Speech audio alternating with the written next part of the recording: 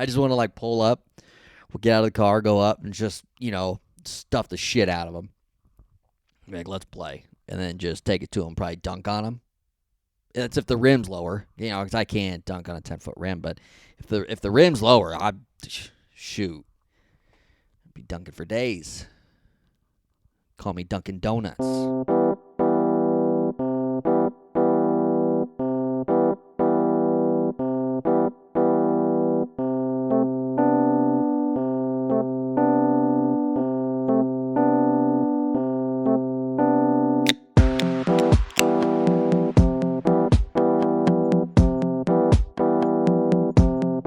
Welcome back. It's a brand new episode. This is Laugh With Me, a podcast with Jeremy Odom. I am your host, J.O. I don't know how you guys get yourself like pumped up when you're getting ready to go somewhere or even to start work. Before every show, before every podcast, I like to lock myself into a room here in the Laugh With Me studios, preferably. And I crank up the volume, and I promise you, I am pumping Thong Song to the max. There's no better way to get yourself amped up to talk. I mean, just to go ahead and put yourself out there for an hour and to get yourself in the right mindset. Then Sisqó's masterpiece, the song of our generation, the Thong Song. Man, it got me extra excited today. I don't know why. I don't know if it's because summer, it feels like summer outside. It was like 90 degrees yesterday and thunderstorms all night, and it's kind of raining today. It just had that big summer thunderstorm feel to it. I'm feeling it, man. I'm feeling it. Thong Song, baby. And if you're playing and you're following along, playing some Laugh With Me bingo, you can cross off Thong Song mention off your board. Oh, hopefully you win today. Man, what a week, huh? What a week. Here at Laugh With Me, we're having lots of fun. We are ramping up for Season 2, which will be our official launch on our YouTube page. So make sure you check us out, Laugh With Me Podcast, over on the YouTube. Get subscribed now, so that way when Season 2 kicks off, you are ready. Lots of content to check out there now to get yourself in a good place for Season 2. I promise you it is going to be worth the wait, but along the way we've got a lot of fun and shenanigans still here to go in Season 1. This is episode 31, and we have officially debuted on the iTunes comedy charts. Yes, not just the stand-up comedy charts where we've peaked at 7 so far. We are now on the total comedy charts on iTunes. Check us out. We debuted at number 165. Thank you very much to everybody who's checking us out over at the Apple Podcast. That's so awesome. And some people, they're starting to call me America's Darling. I'm not one of those people. I just want you to know that right now. That's not me saying this, okay? 100%. This is not me saying I'm America's Darling. No. But people are saying it, so I don't know. It's one of those things, if the shoe fits, you just kind of roll with it. But now we got a fun show for you. Lots to come. I had a revelation just this past weekend. I was out of town visiting my brother Kyle. You've heard him on the show before. I had a revelation that it hurt. Here I just called myself America's Darling, and I had a huge confidence kicking the balls this past weekend, and so we're going to get into that. And a legend passed away this past week as well, so we will make sure we have a moment of silence for the juice.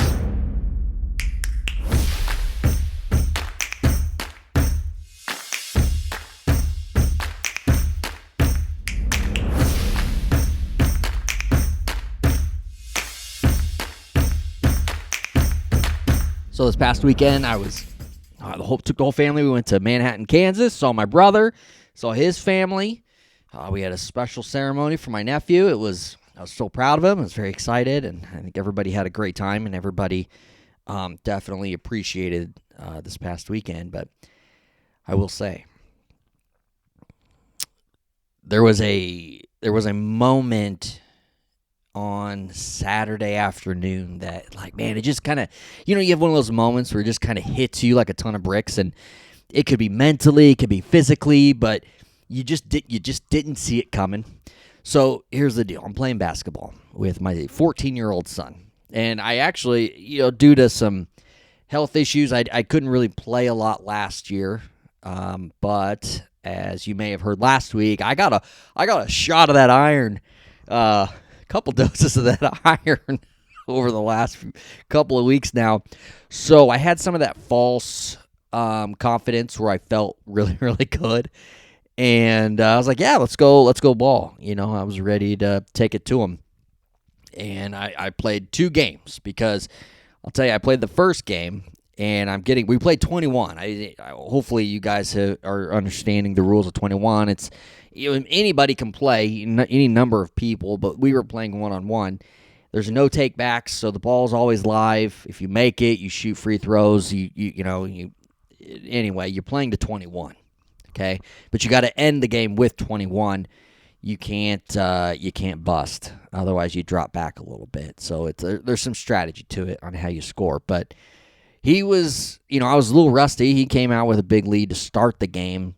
Then I just started grinding. I just started to lock down on defense and just getting quick buckets, and ended up coming back, tying the game before eventually taking a 17-16 lead, and then never looked back. Took the lead. I was exhausted after the game. No lie. Just absolutely destroyed. Part of that's, it was hot outside. Like I was saying in the opening, it was hot. It's like that fall summer feeling spring. 90-plus degrees. There's just something about the Kansas air, kind of dry. It was really wearing me down. Plus, like I just said, I haven't played in a long time. So, and he's a track athlete. Plus, he's always balling or doing something outside, so he's in great shape. The fact of the matter is I won, and I survived to tell my tale, but it took me a bit to catch my breath and decide if I could go again. So, later I'm feeling pretty good. I'm like, I think I could go again. I think it would really prove something if I could win again. Really take it to them. So we go out there, and we're playing, and I wanted to start the game different than I did the first one, so I needed to get buckets quick. So I took a quick lead, and I got all the way up to 20, busted, and had to go back, and then he was up like 16-13 or something, and he just pulled away. I couldn't. I was trying to catch up. It was just too much, and I'll be honest with you, I couldn't breathe. Just straight up, I do not have enough oxygen in these lungs to be able to keep up with the 14-year-old. So he did win game 2. I'm going to tell the world that right now, okay? America, I lost to a 14-year-old. And that's where, a hard truth had to really set in, because for years and years, when I'm driving through my neighborhood, I'll just see some rando teenagers playing basketball in the driveway. The first thing that pops in my head every single time is I would smoke that kid. Every single time. And if there's somebody in the car with me, I say that very thing. I would smoke that kid. I just want to pull up, we'll get out of the car, go up, and just, stuff the shit out of him. Like, let's play. And then just take it to him, probably dunk on him. That's if the rim's lower, because I can't dunk on a 10-foot rim. But if the rim's lower, I'd be dunking for days. Call me Dunkin' Donuts. So that's the thing. As I lose to Braden in that second game, and I struggle to survive and breathe through that first game, I remember that when I see these kids, playing in the neighborhood, that I instantly think in my brain, I would smoke them. I've come to the realization that I probably would lose if I was to play them now.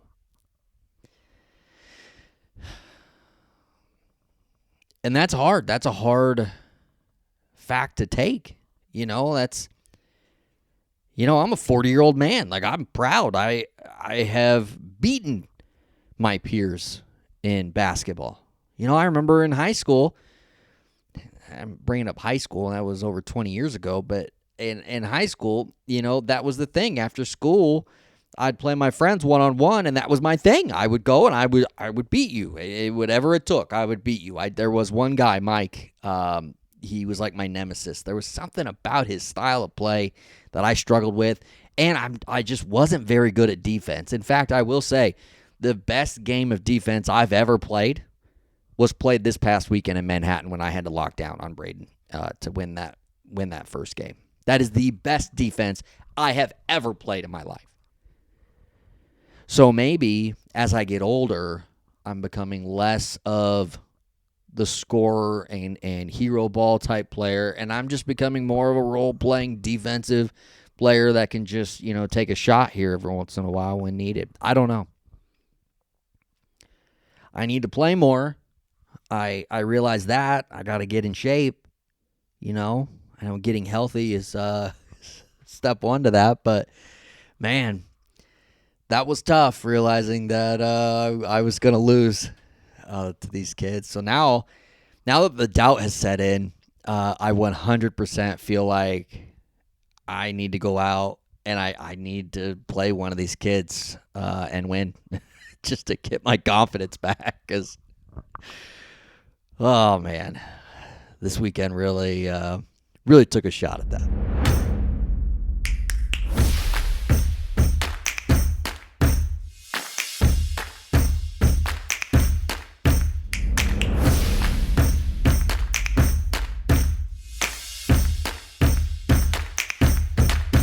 Hey, join us Saturday, June 15th, 2024 at 9 a.m. at the Omaha Take Steps Crohn's and Colitis Foundation Walk. This is the Iowa-Nebraska chapter's most important event of the year, the Omaha Take Steps Walk. Join us for Take Steps, the Crohn's and Colitis Foundation's largest, most impactful fundraising event, with events happening across the country. The Take Steps Walk experience honors the unique journeys of those living with Crohn's disease and ulcerative colitis and those closest to them. Register today to support the IBD community, fund vital research and advocacy, as well as patient and caregiver education, resources, and support. Together, we have one destination in mind, and that's Mount Remission and finding IBD cures. This one is near and dear to my heart at Werner Park, Saturday, June 15th at 9 a.m. It's the Omaha Take Steps Walk.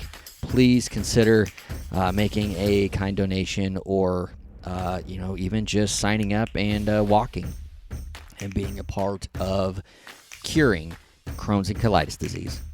Now back to the show. Well, folks, this past week, we lost a legend. He's a Pro Football Hall of Famer. He's a former Heisman Trophy winner. You know him as the Juice. O.J. Simpson died. And a lot of folks, and when I say it, probably, man, it seems like the majority of people were like, let's go. Let's go. Yes. Finally. And I don't know, do you celebrate when somebody dies, or do you look back at the life that they had and just try to be like, this is who this person was, and, and think about the family, that's living.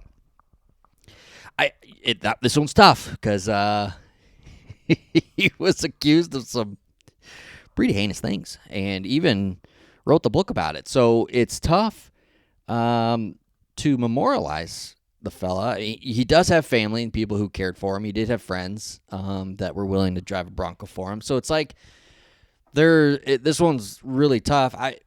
I've always been incredibly fascinated by OJ, just because of his story. The so charismatic, the Heisman Trophy winning running back that would go on to the NFL and become a Hall of Famer and do things on the field that no one still hasn't done today. And like just the most impressive like physical specimen. And then to take that and turn it into a media career and become a movie star and just parlay it into becoming, you know, a popular face in America, right?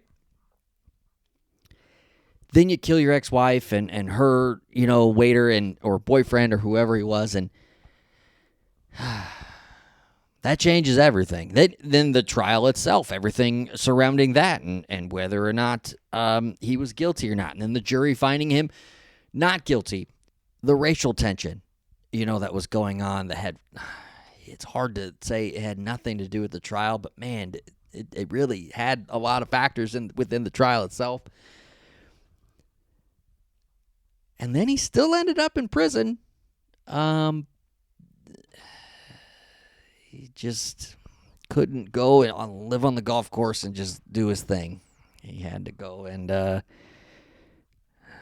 hold somebody up for memorabilia and end up finding his way into prison for what people thought would be a lifetime. Dude got out. Became very popular on Twitter. He was an avid fantasy football player and golfer. O.J. Simpson. So I feel it was appropriate. You know, I've even back in high school when he was going through the trial, I was all in on it. I read many books about the trial, about the case. It was just so fascinating to me that somebody who you thought had it all, deep down, pretty bad dude. And, you know, whether he did it or not, I mean, the jury found him not guilty.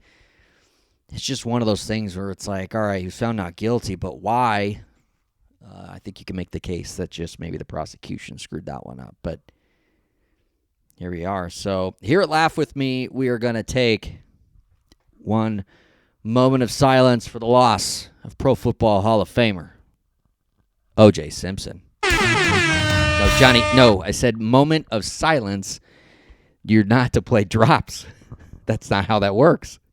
Like we're doing like a memorial thing. You know, like you've done moments of silences before. Okay, here, so one more time.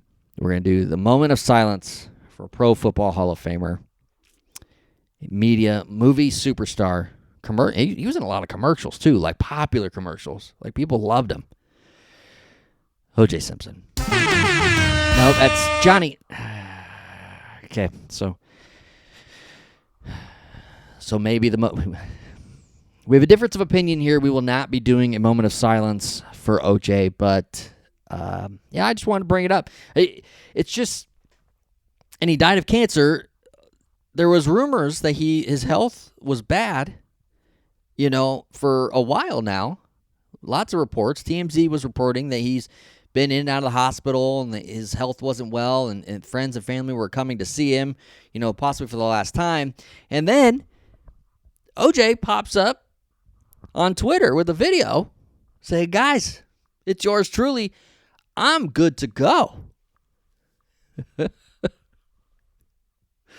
OJ had to get one more last lie in, didn't he?